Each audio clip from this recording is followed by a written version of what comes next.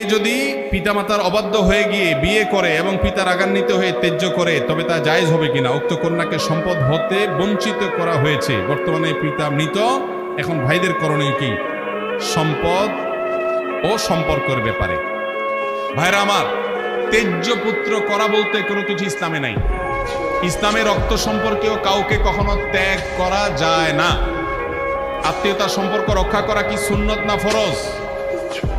কোন যুক্তিতে নিজের সন্তান হোক ভাই বোন হোক চিরকালের জন্য ত্যাগ করলাম এটা করা জায়েজ নাই। অভিমান করতে পারেন, অভিমানের মেয়াদ সর্বোচ্চ 3 দিন। সর্বোচ্চ কয় দিন?